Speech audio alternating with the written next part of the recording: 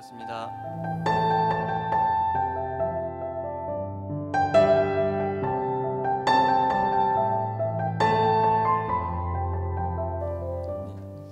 영산선악대학교 4학년 고1고원입니다.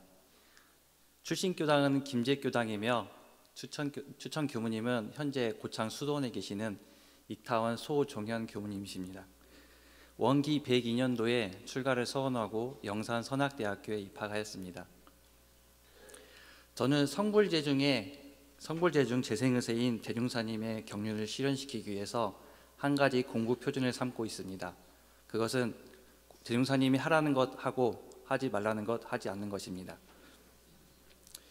그래서 일기를 기재하며 제 하루를 반조하고 심신간 기질을 단련하기 위하여 부단히 노력하고 있습니다. 최근에는 계문 공부에 더 집중하면서 제 업력과 습관을 고치는 데 노력하고 있습니다. 두 가지가 있는데요. 첫째로 진심을 제거하는 데 성과를 본 재미가 있었습니다. 지금 모습을 보면 전생 모습을 알 수 있고 또 내생이 어찌 될지 알 수 있다고 말씀하셨습니다. 저는 작년 12월 달에 심장 수술을 하였습니다. 다행히 법신불 사님의 은혜로서 심장 수술은 대성공을 하였고 회복도 잘 되어서 지금은 건강한 생활을 하고 있습니다.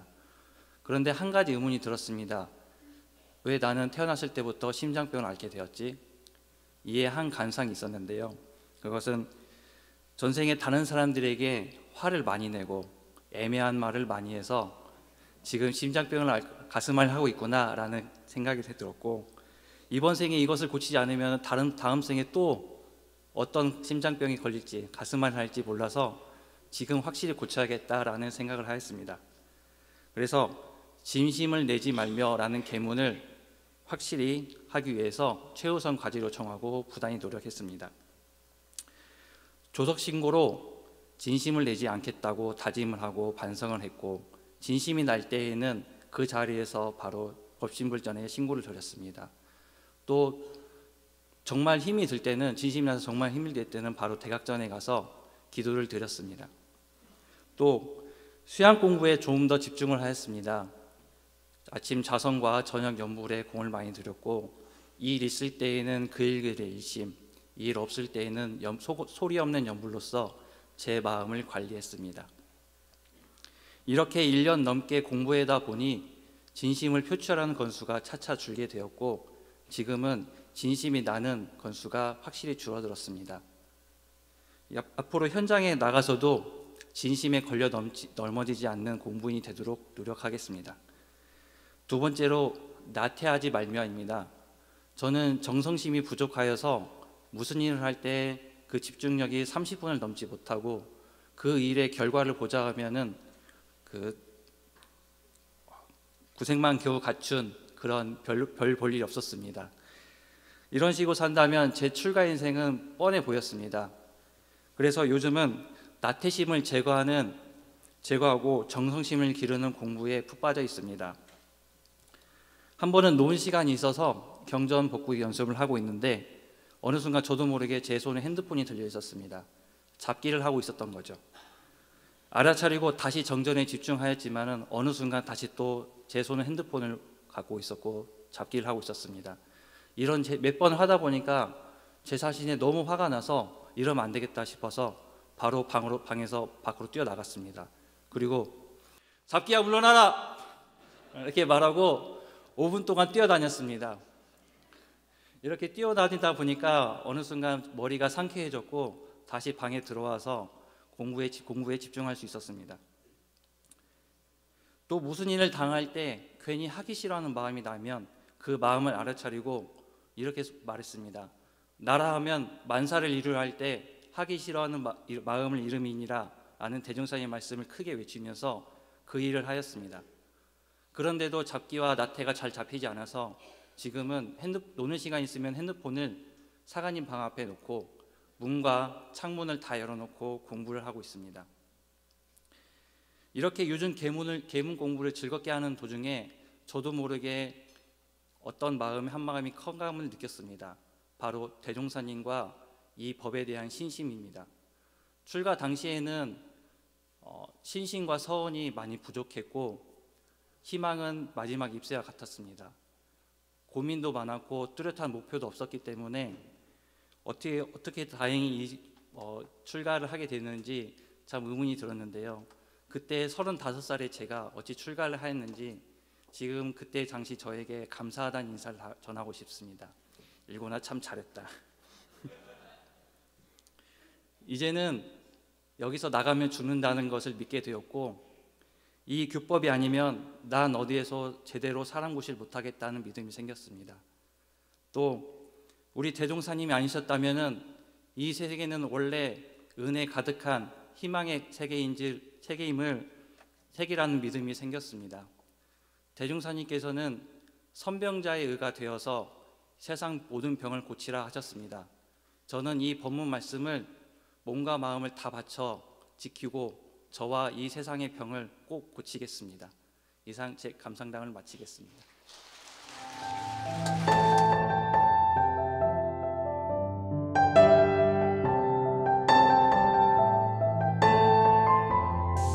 교도님들의 기도 덕분으로 훈련 잘 다녀왔습니다. 올해가 그 7일간의 출가 여행이 13일째예요. 근데 저는 이제 여기 교당에 온 지 얼마 안 되고 해서 올해 처음으로 참가하게 되었습니다. 그래서 처음으로 이제 참가한 기분을 저희가 감상으로 한번 전해드리겠습니다. 그 13번째 출가 여행은 국제 마음 훈련에서 났습니다. 영산에 있는 건 다 아시죠? 네.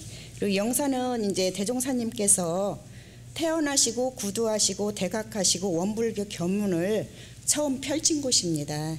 그래서 이제 5대 성지 중에 영산은 근원 성지라고도 하고 대종사님 10상 중에 7상이 이루어진 성지입니다. 그래서 이제 결제식은 황성학 국제마음훈련원 원장님께서 해주셨고요. 이제 성지는 이제 구간도실 이제 생가터, 대각터를 해서 정산종사님께서 기도하셨던 중앙봉, 또 삼바제, 옥녀봉, 밤나물꽃, 눈썹바위봉, 그리고 이제 박세철 선지님께서 기도하셨다는 그 상여봉까지 순례를 하였습니다. 우리가 이제 그 법문에 짝하지 않는 것은 없다고 하셨는데요. 우리가 이제 그 바쁘게 돌아가는 일상 중에 짝이라고 하는 거는 제가 생각해 보니까 훈련에서 얻을 수 있는 한가함이 아닐까 이런 생각이 들더라고요. 그래서 이제 이게 마음이 한가해지니까 이제 그 정신이 뚜렷해지고 또 고요해지면서 저절로 일심이 생기더라고요. 그래서 일심으로 훈련 잘 났습니다. 그래서 이제 그 백학명 그 선사님 그 손이라고 하시는 영산선학대학교 인산 백인학 총장님께서 해주신 수준결 강의는 우리 그 마음 공부와 연결해서 해주셔서 이해가 잘 되었습니다. 그래서 이제 제가 이번에 35년 만에 결혼 생활 35년 만에 처음 일탈이었어요. 그래서 너무 좋았고요. 정말 오고 싶지 않았어요. 오면은 우리 현실이 불보듯 뻔하잖아요. 문에 벌써 들어서면서부터 막 이렇게 올라오고 그러는데, 근데 한 가지 진짜 아쉬운 게 있다면 법공님 코 고는 소리, 자장가가 없어서 잠을 잘 못 잤습니다. 그래서 이제 그 밝고 밝은 그 청년들하고 같이 하니까 저도 항상 마음이 즐겁고 항상 훈훈해지더라고요. 그래서 분위기가 참 좋았습니다. 그래서 이제 청년들의 그 우두연막 공부에 이제 열과 성을 다하는 모습에서 안암교당의 그 미래를 보았고요.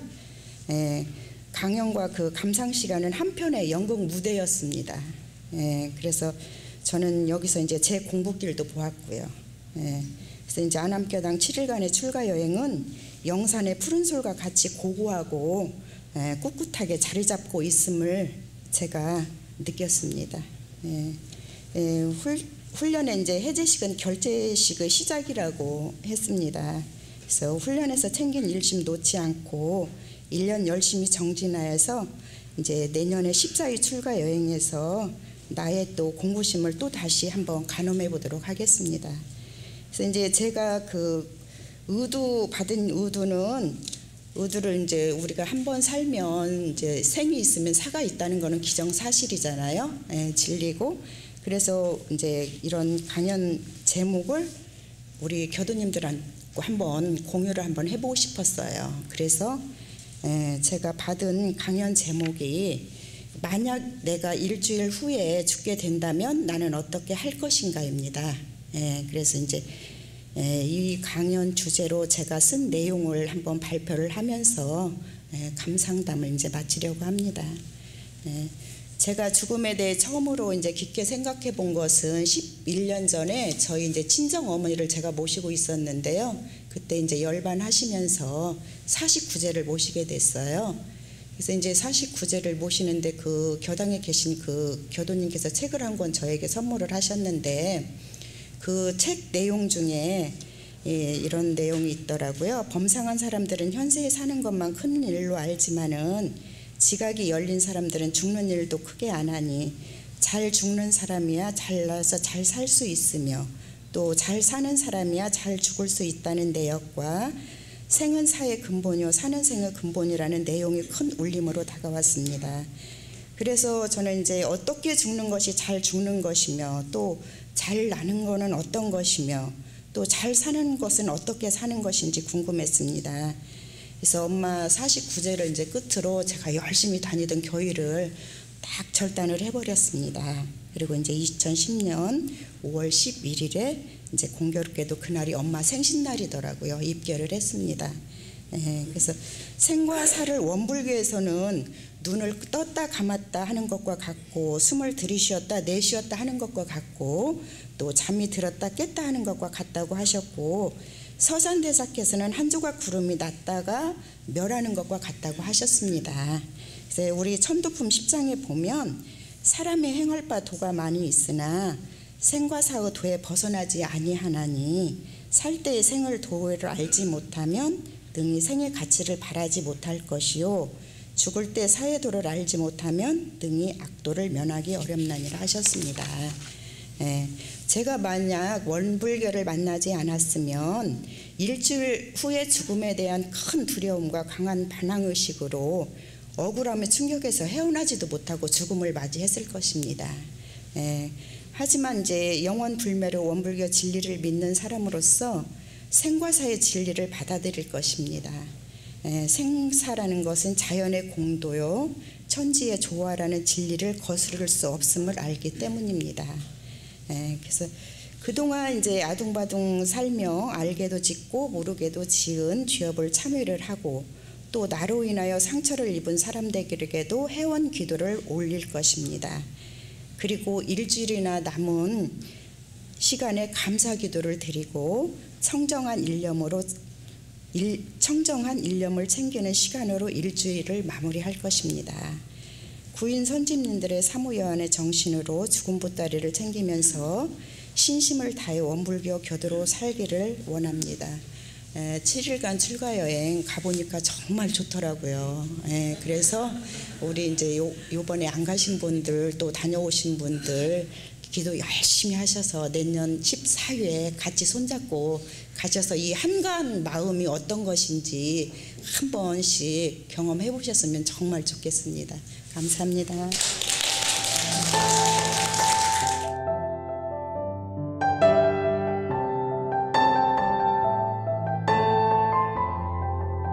수정 교무님은 봉타원 정보원 교무님이고 간사 근무는 삼도원에서 했습니다.